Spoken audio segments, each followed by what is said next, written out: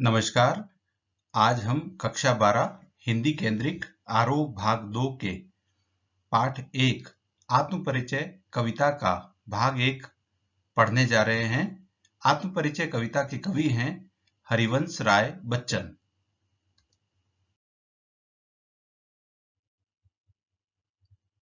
इस सत्र के बाद विद्यार्थी कविता के शीर्षक को स्पष्ट कर सकेंगे। कवि हरिवंश राय बच्चन के जीवन परिचय व साहित्यिक परिचय से परिचित हो सकेंगे। कविता में आए शब्दों के अर्थ समझकर उनका विचारों की अभिव्यक्ति में प्रयोग कर सकेंगे। कविता या काव्य पंक्तियों का अर्थ स्पष्ट कर सकेंगे। काव्य पंक्तियों के भाव पक्ष पर टिप्पणी कर सकेंगे। कविता के सौंदर्य स्थलों का उल्लेख कर सकेंगे। आइए कवि हरिवंश राय बच्चन के बारे में जानें। हरिवंश राय बच्चन का जन्म सन 1907 इलाहाबाद में हुआ। इनकी प्रमुख रचनाएं मधुशाला, मधुबाला, मधुकलश, निशा निमंत्रण, एकांत संगीत, आकुल अंतर, मिलन यामिनी, सतरंगिणी, आरती और अंगारे, नए पुराने झरोखे, टूटी फूटी कड़ियां, ये सभी इनके काव्य संग्रह हैं। इनकी आत्मकथा 4 खंडों में है। क्या भूलूं क्या याद करूं, नीड़ का निर्माण फिर, बसेरे से दूर, 10 द्वार से सोपान तक। इन्होंने 3 अनुवाद ग्रंथ भी लिखे हैं, हेमलेट, जनगीता और मैकबेथ। इन्होंने डायरी लिखी है जो प्रवासी की डायरी नाम से प्रकाशित हैं। हरिवंश राय बच्चन का संपूर्ण वाङ्मय बच्चन ग्रंथावली के नाम से 10 खंडों में प्रकाशित है। इनका निधन सन 2003 मुंबई में हुआ।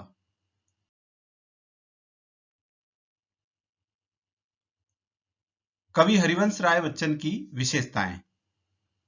उनकी कविताओं में सीधी सादी जीवंत भाषा और संवेदनसिक्त गेय शैली में जीवन की अनुभूतियों की ईमानदार अभिव्यक्ति है। हालावादी कवि के रूप में प्रसिद्ध थे। मुख्य रूप से मौज मस्ती, उमंग एवं उल्लास के कवि थे। फारसी कवि उमर खय्याम से प्रभावित थे। उन्होंने कविता के घूंट को जीवन का घूंट माना, जिसे सहज भाव से स्वीकार कर एक के बहाने सारी दुनिया से प्रेम का संदेश दिया है। उन्होंने कहानी, नाटक, डायरी आदि के साथ बेहतरीन आत्मकथा भी लिखी है। आत्मपरिचय भाग 1 पाठ्य वस्तु का सार जानते हैं। कवि अपना परिचय देते हुए लगातार दुनिया से अपने द्वंद्वात्मक और प्रीति कलह के संबंधों को प्रकट करता है। कवि अपनी सामाजिक जिम्मेदारियों के बावजूद जीवन में प्यार को महत्व देते हैं। उनकी प्रेमिका ने उनमें प्रेम की झनकार उत्पन्न कर दी है। कवि प्रेम रूपी नशे को पीते हैं व संसार में प्रेम बढ़ाना चाहते हैं। इसके लिए संसार की निंदा की परवाह नहीं करते हैं। वह कविता में अपने भावों को प्रकट करते हैं और संसार की झूठी प्रशंसा नहीं करते हैं।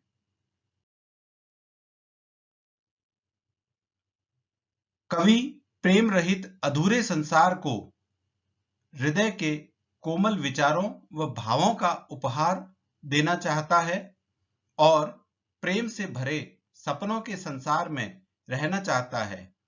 कवि के व्यक्तित्व में दीवानगी है। वह सुख दुख दोनों में मस्त रहता है और प्रेम द्वारा संसार रूपी सागर को पार करने का संदेश देता है। कवि का मानना है कि उनका जीवन विरुद्धों का सामंजस्य है, जैसे उन्मादों में अवसाद। कवि बाहर से खुश व अंदर से दुखी हैं। आइए पाठ्य वस्तु को विस्तार से समझें। काव्यांश 1। मैं जगजीवन का भार लिए फिरता हूं, फिर भी जीवन में प्यार लिए फिरता हूं। कर दिया किसी ने झंकृत जिनको छूकर, मैं सांसों के दो तार लिए फिरता हूं। यह जग जीवन का भार का अर्थ है सामाजिक दायित्वों के प्रति सचेत। झंकृत का अर्थ है तारों के बजने से निकला स्वर या झनकार। कवि हरिवंश राय बच्चन कहते हैं कि मैं अपने सामाजिक दायित्वों और सांसारिक जिम्मेदारियों के प्रति सचेत हूं और उसे निभा रहा हूं। इन जिम्मेदारियों के बावजूद भी मेरे हृदय व जीवन में मैं प्रेम लिए घूम रहा हूं। कवि ने कहा है कि किसी ने यानी उनकी प्रेमिका ने उनकी सांसों में प्रेम की झनकार उत्पन्न कर दी है और वह सांसों रूपी दो तार लिए इस संसार में घूम रहे हैं। काव्यांश 2। मैं स्नेह सुरा का पान किया करता हूं, मैं कभी न जग का ध्यान किया करता हूं। जग पूछ रहा उनको जो जग की गाते, मैं अपने मन का गान किया करता हूं। यहां स्नेह सुरा का अर्थ है प्रेम रूपी नशा। ध्यान करना यानी परवाह करना। गाते यानी प्रशंसा करते। कवि कहता है कि मैंने प्रेम रूपी नशे या शराब को पी लिया है और मैं उसमें मस्त हूं। वह कहते हैं कि संसार के लोग उसके प्रेम के बारे में क्या कहते हैं वह उसकी परवाह नहीं करता। यानी कवि संसार की निंदा की परवाह नहीं करता। दुनिया को प्रशंसा प्रिय है, इसलिए संसार के लोग उनकी प्रशंसा करते हैं। जो संसार की झूठी प्रशंसा करते हैं, लेकिन कवि कहते हैं कि वह इन सब से अलग अपने मन के भावों को कविता में प्रकट करता है। अर्थात कवि का कहना है कि अन्य लोग संसार की झूठी प्रशंसा कर प्रसिद्धि पाते हैं, लेकिन कवि अपने मन के भावों को ही कविता में प्रकट करता है। अब इन काव्यांशों के शिल्प सौंदर्य को जानने की कोशिश करते हैं। भाषा, खड़ी बोली हिंदी का प्रयोग किया गया है। इसमें तत्सम शब्दों का अधिक प्रयोग है, जैसे झंकृत, स्नेहसुरा। अलंकारों में अनुप्रास अलंकार का सुंदर प्रयोग है। जग जीवन, किया करता, जो जग, इनमें एक ही वर्ण से बने शब्दों की आवृत्ति है, इसलिए अनुप्रास अलंकार है। इसी प्रकार स्नेह सुरा में रूपक अलंकार है, जिसका तात्पर्य है प्रेम रूपी शराब या नशा। इसमें आत्मकथात्मक शैली का प्रयोग किया गया है। काव्यांश 3। मैं निज उर के उद्गार लिए फिरता हूं, मैं निज उर के उपहार लिए फिरता हूं। है यह अपूर्ण संसार न मुझको भाता, मैं स्वप्नों का संसार लिए फिरता हूं। या निज का अर्थ है अपना या अपने, उर का अर्थ है हृदय, उद्गार यानी विचार, भाता यानी अच्छा लगता। कवि कहते हैं कि मैं अपने हृदय के उद्गार अर्थात कोमल व प्रेम से भरे विचार लिए संसार में घूम रहा हूं और मेरे हृदय के कोमल भाव व प्रेम से भरे विचार मैं संसार को उपहार के रूप में देना चाहता हूं। प्रेम की कमी के कारण कवि को यह संसार अधूरा लगता है, इसलिए उन्होंने कहा है यह अपूर्ण संसार न मुझको भाता। और उन्हें यह अच्छा नहीं लगता, इसलिए कवि ने अपने कोमल भावों के द्वारा प्रेम से भरे एक स्वप्निल संसार की रचना की है। कवि कहते हैं कि वह अपने प्रेम से भरे सपनों का संसार लिए घूम रहा है। काव्यांश 4। मैं जला हृदय में अग्नि दहा करता हूं, सुख दुख दोनों में मग्न रहा करता हूं। जग भव सागर तरने को नाव बनाए, मैं भव मौजों पर मस्त बहा करता हूं। दहा यानी जला, मग्न यानी डूबा। भव सागर का अर्थ है संसार रूपी सागर। नाव यहां उपाय या साधन का प्रतीक है। मौजों यानी लहरों। कवि कहते हैं कि मैं हृदय में प्रेम की आग जलाकर खुद उसमें जल रहा हूं। वह प्रेमिका की यादों व प्रेम के कारण सुख दुख दोनों में मस्त बना रहता है। साथ ही साथ कवि ने कहा है, जग भव सागर तरने को नाव बनाए, मैं भव मौजों पर मस्त बहा करता हूं।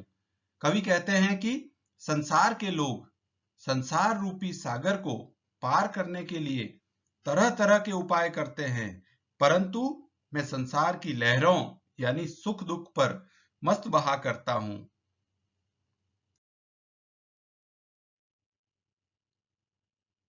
इन काव्यांशों के शिल्प सौंदर्य देखिए। भाषा खड़ी बोली हिंदी का प्रयोग किया गया है।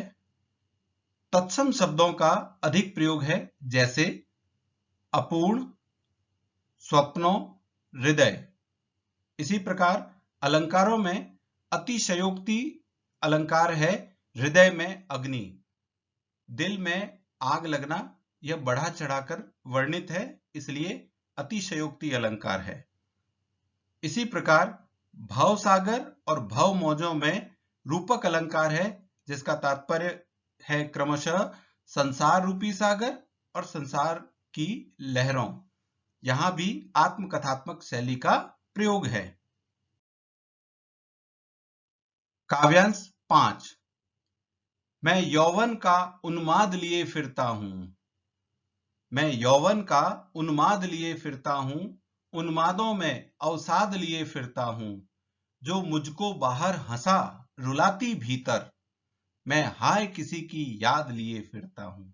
मैं हाय किसी की याद लिए फिरता हूं।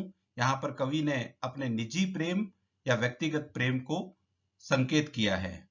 यौवन का अर्थ है युवा अवस्था, उन्माद का अर्थ है जोश उत्साह, अवसाद का अर्थ है दुख उदासी। कवि कहते हैं कि मेरे अंदर युवा अवस्था का जोश व उत्साह है, लेकिन निजी प्रेम प्राप्त न होने के कारण मेरे दिल में दुख है।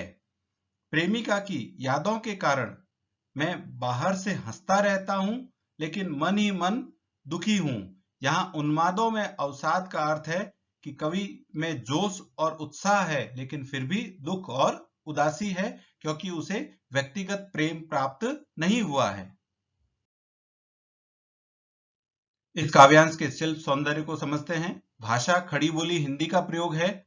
तत्सम शब्दों का अधिक प्रयोग है, जैसे यौवन, उन्माद, यत्न, सत्य।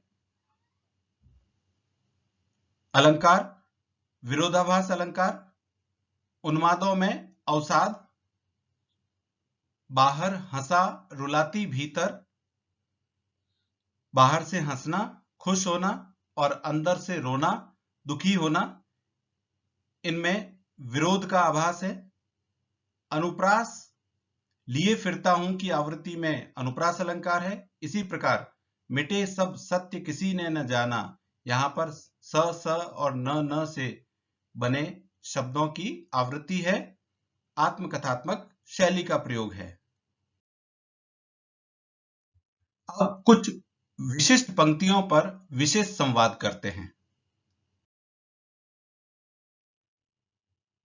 उद्गार कवि के कोमल व प्रेम से भरे विचारों को उद्गार कहा गया है।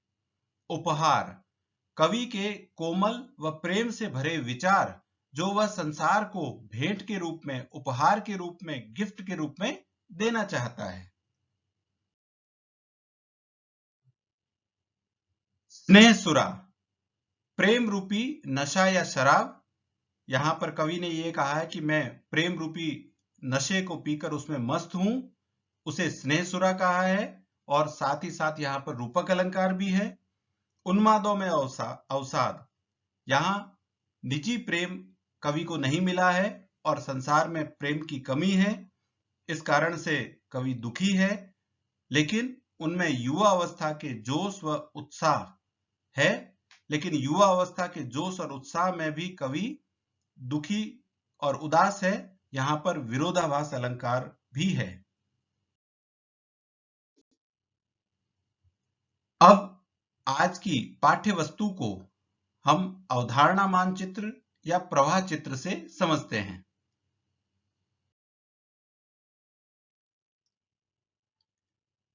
आज की पाठ्य वस्तु में कवि ने कहा है कि वह सामाजिक जिम्मेदारियों के प्रति सचेत है, वह जीवन में प्रेम को महत्व देते हैं, वह प्रेम को बढ़ाने के लिए संसार की निंदा की परवाह नहीं करते हैं और प्रेम रूपी नशे में मस्त है। वह संसार को कोमल व प्रेम से भरे विचारों का उपहार देना चाहता है। साथ ही साथ प्रेम की कमी से कवि को यह संसार अधूरा लगता है और वह प्रेम से भरे सपनों का संसार लिए घूम रहा है।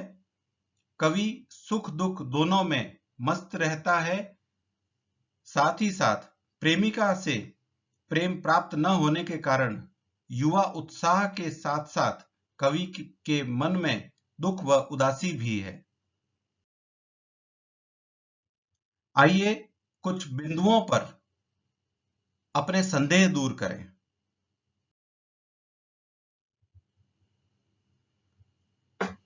भाव सौंदर्य संबंधी बिंदु। जग जीवन का भार।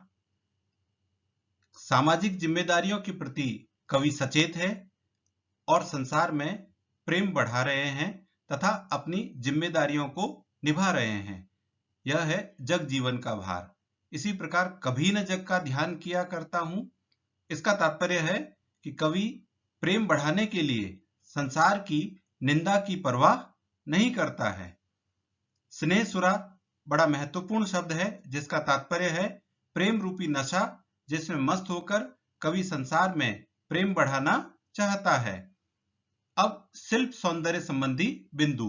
अलंकार। स्नेह सुरा, भवसागर, भवमौजों।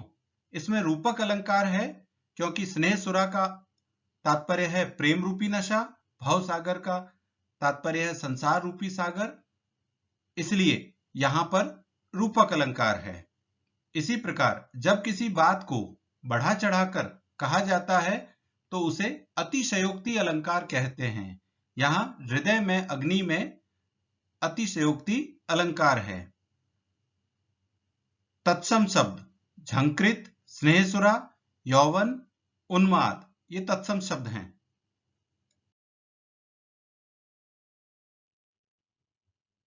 धन्यवाद।